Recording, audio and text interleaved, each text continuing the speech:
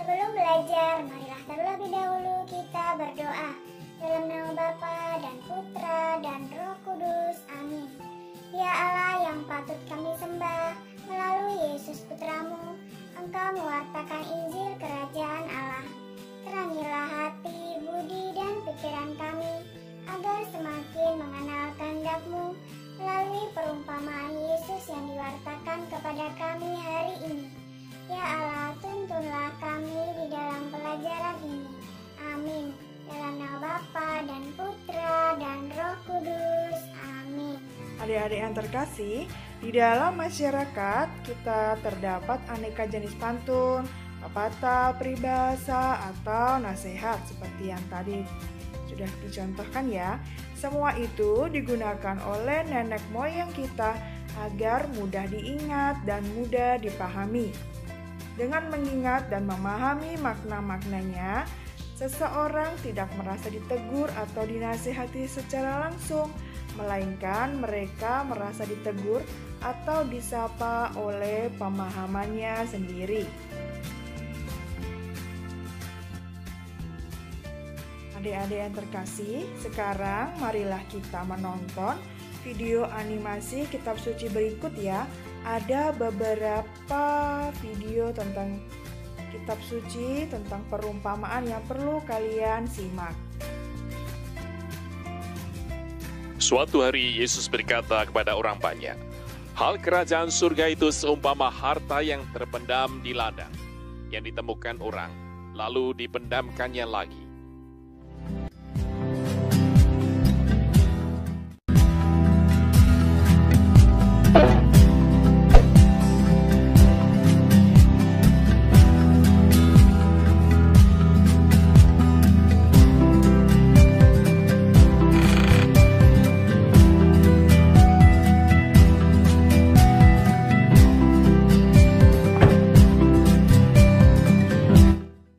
Oleh sebab sukacitanya, pergilah ia menjual seluruh miliknya, lalu membeli ladang itu.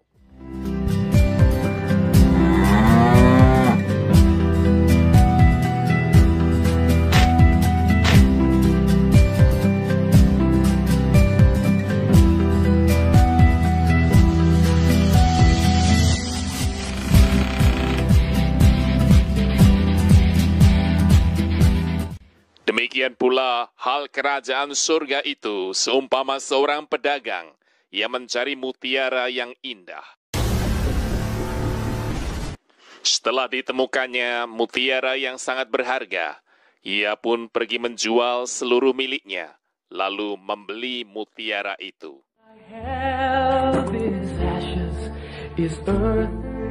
Now that I've seen the pearl, and I will not rest, I cannot be content, till at last it is mine, forever to shine, the kingdom of God, the pearl. Demikian pula hal kerajaan surga itu seumpama pukat yang dilabuhkan di laut, lalu mengumpulkan berbagai-bagai jenis ikan. Setelah penuh, pukat itu pun diseret orang ke pantai.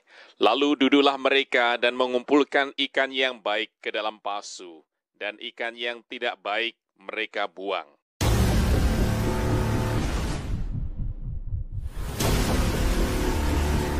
Demikianlah juga pada akhir zaman, malaikat-malaikat akan datang memisahkan orang jahat dari orang benar, lalu mencampakkan orang jahat ke dalam dapur api.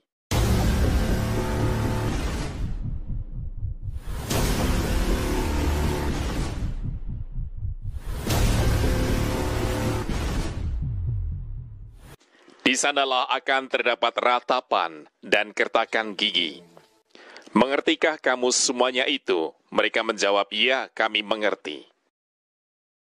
Maka berkatalah Yesus kepada mereka, "Karena itu setiap ahli Taurat yang menerima pelajaran dari hal kerajaan surga itu, seumpama tuan rumah yang mengeluarkan harta yang baru dan yang lama dari perbendaharaannya." Perumpamaan seorang penabur, sumber dari Alkitab Perjanjian Baru, Kitab Matius 13 ayat 1-23.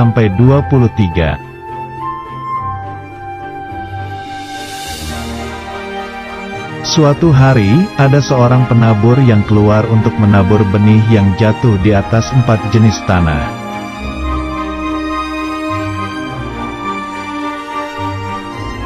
Pada waktu ia menabur, sebagian benih itu jatuh ke tanah di pinggir jalan.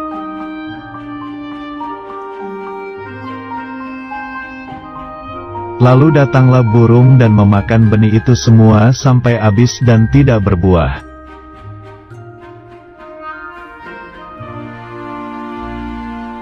Kemudian sebagian benih jatuh di tanah yang berbatu, yang tidak banyak tanahnya, lalu benih itu tumbuh.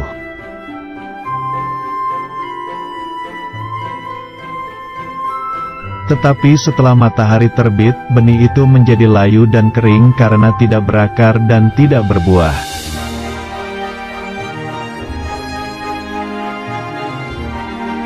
Kemudian sebagian lagi benih itu jatuh ke tanah di tengah semak duri.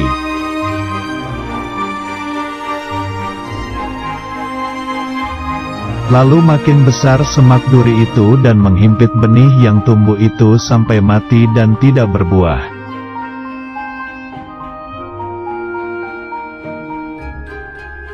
Dan sebagian benih itu jatuh di tanah yang baik, lalu benih itu berbuah banyak sekali.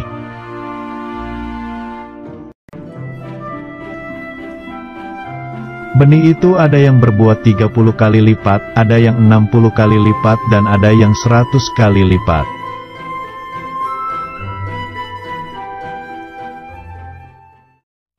Adik-adik yang terkasih, dari cerita kitab suci tadi, benih itu maksudnya adalah firman Tuhan, dan tanah itu maksudnya adalah hati kita, di mana Allah menaburkan firman-Nya di dalam hati kita.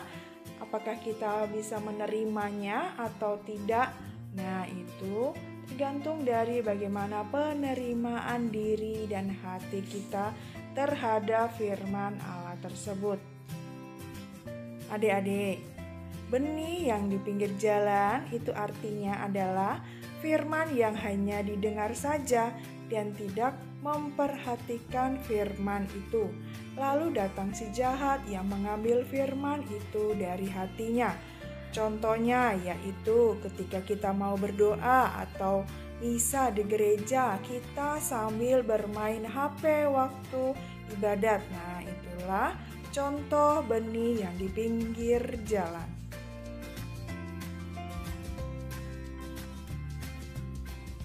Lalu selanjutnya, benih yang di tanah berbatu adalah firman yang hanya didengarkan saja dan tidak mempelajari firman itu. Lalu datanglah masalah yang menjauhkan firman itu dari hatinya. Contohnya yaitu malas membaca kitab suci. Nah, adik-adik, maka dari itu janganlah kita malas membaca kitab suci ya. Kalau kita malas membaca kitab suci, berarti kita termasuk tanah yang benihnya ditaburkan di tanah berbatu.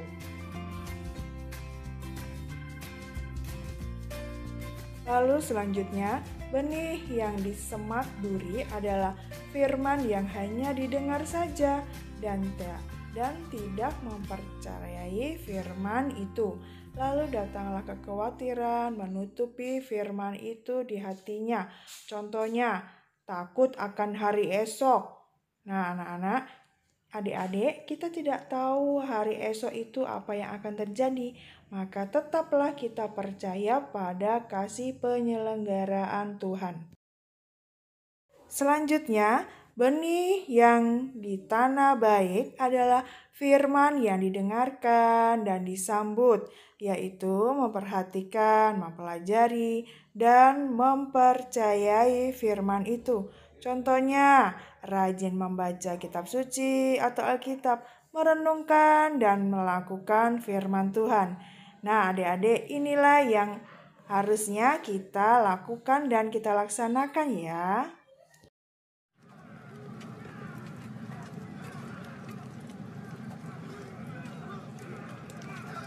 Tuhan, sampai berapa kali aku harus mengampuni saudaraku jika ia berbuat dosa terhadap aku? Sampai 7 kali kah? Bukan, aku berkata kepadamu, bukan sampai 7 kali, melainkan sampai 70 kali 7 kali. Sebab hal kerajaan surga seumpama seorang raja yang hendak mengadakan perhitungan dengan hamba-hambanya.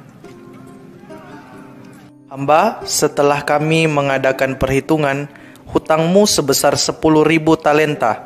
Segera kamu bayar hutangmu. Maafkan aku, Tuan Raja. Sampai hari ini saya tidak punya uang. Berilah saya kesempatan. Apa? Pengawal, tangkap orang ini, jual hamba ini dan keluarganya serta segala miliknya untuk melunasi utangnya. Ampun, Tuanku Raja. Sabarlah dahulu. Segala hutangku pasti akan kulunaskan. Ampun, Tuanku Raja. Baiklah kalau begitu. Saya kasihan dengan kamu. Semua hutangmu aku bebaskan. Pergilah dengan damai. Terima kasih, Tuan Raja. Tuan Raja baik sekali. Saya mohon pamit dahulu.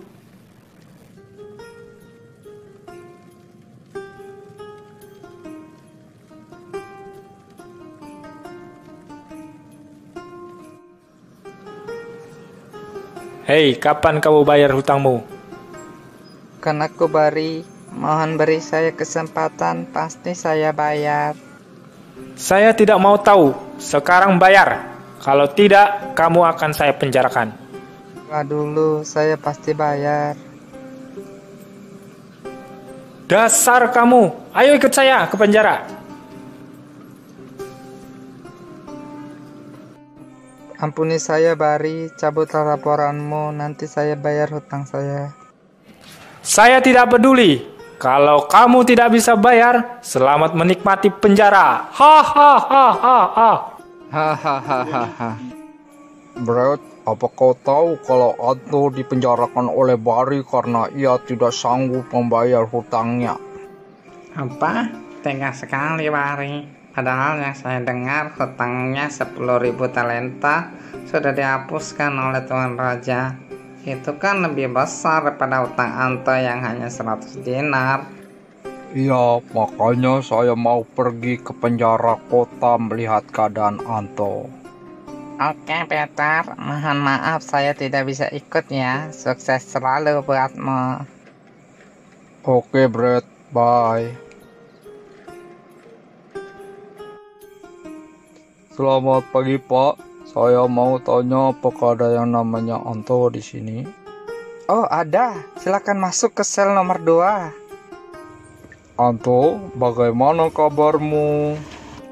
Ya, beginilah, Peter. Saya akan laporkan hal ini kepada Raja. Tolong saya, Peter. Oke, saya pergi dulu.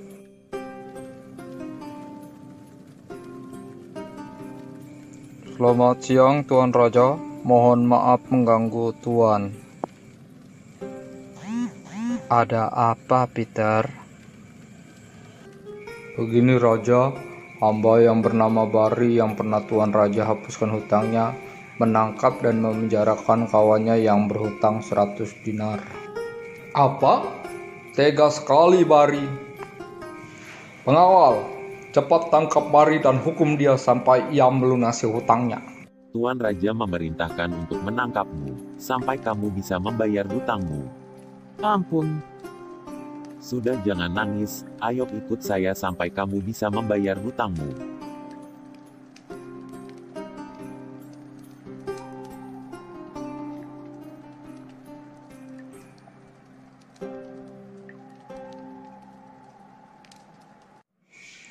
Maka Bapakku yang di sorga akan berbuat demikian juga terhadap kamu, apabila kamu masing-masing tidak mengampuni saudaramu dengan segenap hatimu. Adik-adik yang terkasih, dalam karya Yesus, Yesus mewartakan kerajaan Allah dengan menggunakan sarana perumpamaan. Tujuannya atau manfaatnya yaitu agar pesan atau firman Allah dapat tersampaikan atau dapat lebih mudah dipahami. Karena apa?